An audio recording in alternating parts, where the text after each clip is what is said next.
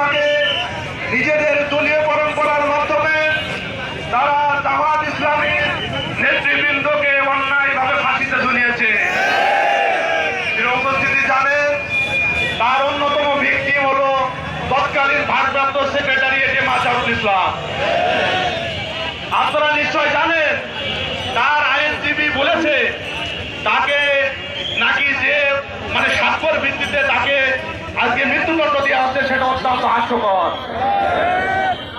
তার সাক্ষীরা বলেছে তাকে নাকি 1.5 কিলোমিটার দূর থেকে তাকে দেখেছে, কেউ কেউ বলেছে 3 কিলোমিটার দূর থেকে, আবার কেউ বলেছে নাকি 6 কিলোমিটার দূর থেকে তাকে শনাক্ত করেছে। এটা হাস্যকর না? এই ধরনের মিথ্যা সাক্ষী দিয়ে তারা আমাদের নেতাকে আটকে রেখেছে। প্রিয় উপস্থিতি, আমরা বলতে চাই, বিগত আওয়ামী ফ্যাসিস্ট সরকারের যারা এই বিচার ব্যবস্থাকে ধ্বংস করেছে, যারা ভোটার অধিকারকে হরণ করেছে, তাদেরকে আগে বিচার করতে হবে, ঠিক কিনা?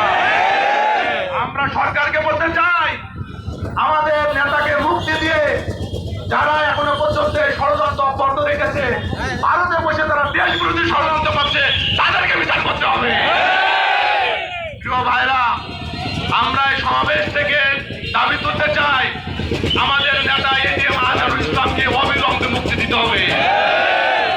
এই দাবি রেখে আজকে সংক্ষিপ্ত কথা শেষ করছি। আসসালামু আলাইকুম ওয়া রাহমাতুল্লাহ। সংগ্রামী জনতা, সমাবেশের এ পর্যায়ে বক্তব্য পেশ করবেন জেলা সংগঠনের অন্যতম দায়িত্বশীল কেন্দ্রীয় মজলিসের শুরার সদস্য, জেলা জামাতের সহকারী সেক্রেটারি, সাবেক মহেশপুর উপজেলা